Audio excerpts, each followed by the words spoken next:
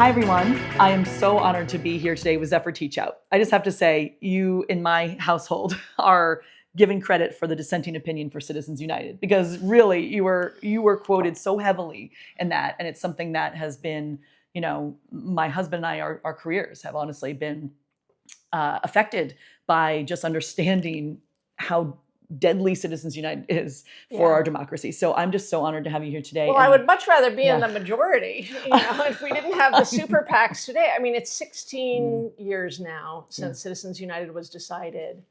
And it's really interesting to think about young people growing up who have only lived in a super PAC world, because it has shaped every single policy decision. And, to some degree, Vermont state politics have been a little more immunized, although that's changing. But on the federal level, it has impacted everything. And the first 10 years, big corporate powers were playing checkers. Now they're playing chess. Super PACs are now actually literally taking over the role of political parties and doing, Elon Musk's organization doing door knocking, not a political party, not responsive to the people. So anyway, I do think there's, what's really important is that people not feel impotent. Yes, right. How can we fight back? We can fight back. Yes. Yeah. So let's take a step back for a second and tell folks a little bit about your background. You have such an amazing sort of story. Well, I grew up in Vermont, and after college, I lived in Montpelier, and worked for Howard Dean's re-election gubernatorial campaign, I think in '94. You were kind of a pioneer on internet organizing. In 2004, I came back to work for him and ran the online organizing section of his campaign. One of the things we're doing is small dollar donations. Yep. And then I've been a law professor the last 18 years with a focus on anti-corruption and anti-monopoly work. That's great, Zephyr. Thank you again for spending some time chatting today. We all feel like the systems are rigged, so we're paralyzed to do anything about it. But I'm very excited by the prospect of getting into the system and changing it from the inside. So the question is, how can Vermont fight like we know how to do and really strengthen our campaign finance laws now, so we don't have to wait for federal action, which I think we can also be pushing upon as much as we can too. But in the meantime, what can we do right here? There's actually a lot. There's two main arenas where Vermont can make really substantial changes. One is in public matching funds. Or like basically looking at how you fund campaigns and allowing for people who raise $10 from somebody to get a match of $60 or $80. These are growing around the country. New York City, where I live now, has an 8-to-1 match. Amazing. So when Zoran Mamdani was running for mayor of New York City, the way he was able, as an assembly member who nobody knew, to compete and to get his name out there, he was outspent 10, 20 to 1 by Andrew Cuomo. But every $50 somebody gave him was then matched by 8 times that. So it was worth $450. That's an unbelievably good idea. So you think about it, like in Vermont, I think the limits are, for a state Senate race, something like $1,900, which a tiny fraction of Vermonters can pay. Like if you're making $46,000 a year, taking home $37,000 a year, you are not going to spend $1,900 on a state Senate candidate. Exactly. Imagine if that state Senate candidate, instead of going to the richest families and the wealthiest interests, could say, hey, if I have a meeting with 30 people and everybody likes what I says and gives me $5, I've raised thousands of dollars. As someone who just spent the last 10 years as an organizer, helping to lead a movement of 40,000 people to pass childcare law, one thing I found that was really interesting is, how do you break through? How do you get the word out? How do you get your message in front of people? And it's interesting because often taking an action is what gets people involved. And sometimes that action could be writing a letter to the editor. Sometimes it can be giving $5. And it's actually a really interesting tool of engagement. But the idea of continuing to use that tool and then magnifying it in a way through campaign finance law is genius. Again, the amount of money has been small, but this cycle, there's a lot more money in Vermont politics. And the last 10 years, there's been a lot more money. And so I think it's really important, given the incredible Vermont culture of grassroots campaigning, to see the writing on the wall from other states. I was just talking to a state senator from Minnesota.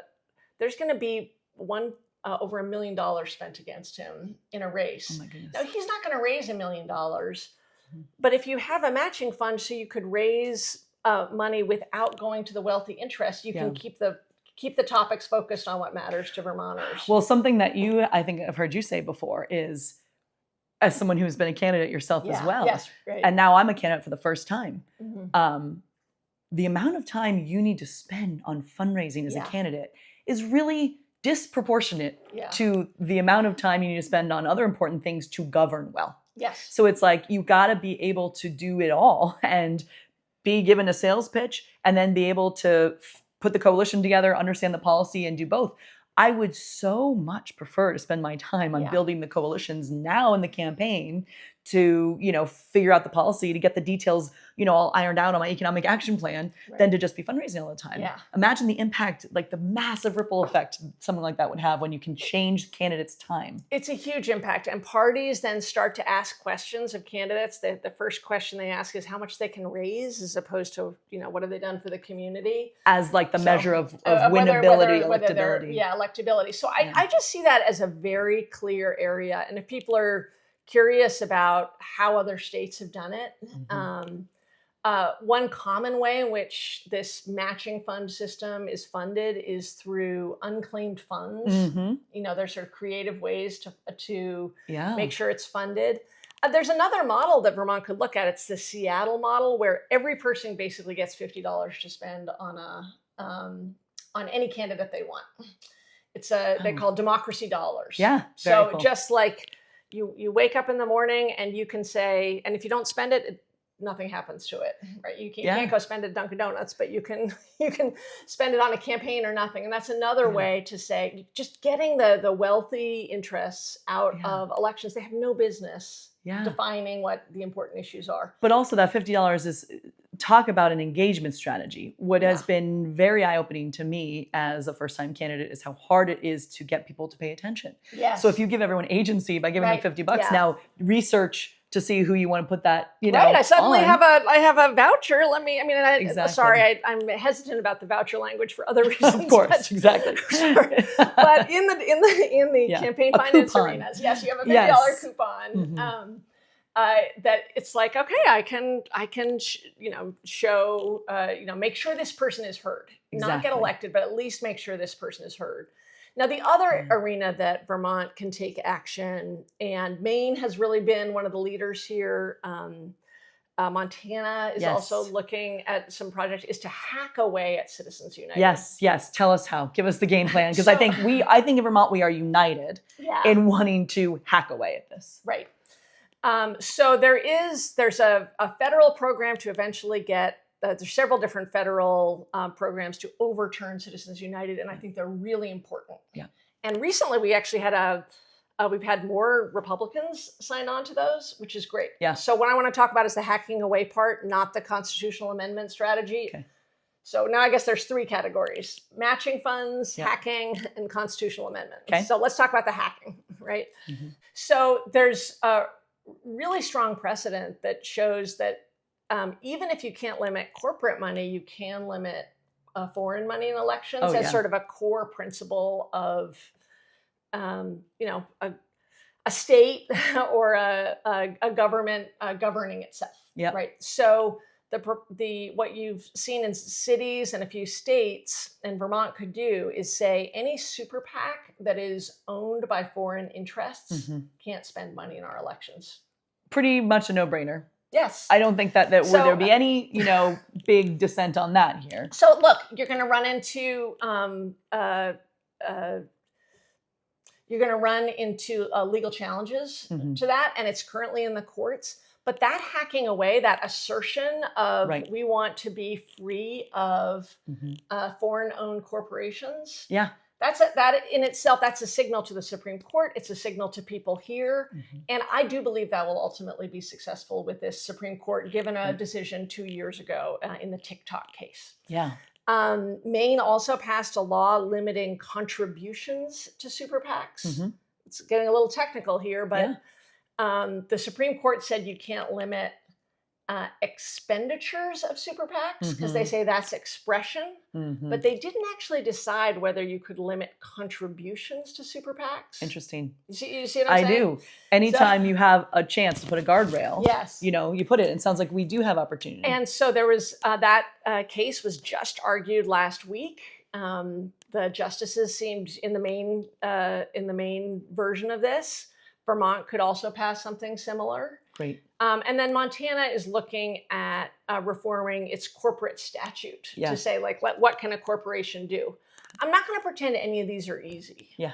But I actually do think there's a dynamic relationship between the judiciary and political action.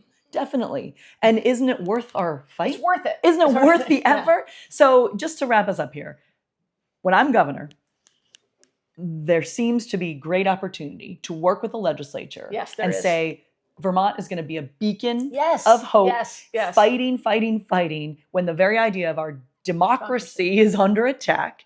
And we can strengthen our campaign finance laws here in multiple dimensions. This idea of a public match, the idea of limiting, especially sort of the foreign corporate interests, the idea of limiting PAC contributions to PACs. It sounds like there are a variety of things we can do to sort of beat against this growing and destructive influence. It's so destructive. And Vermont absolutely should be a leader here. And we were. And Vermont was a leader. So the idea that we may be getting a little complacent because you're a lawmaker, do not get complacent. This is, and when one state does something extraordinary, other states follow. So I'm with you all the way. So goes Vermont, so goes the nation. We'll coin that. Zephyr, thank you so much for talking with me today. Thanks so much I for really having appreciate me on it. Talk About This. Thanks. Wonderful.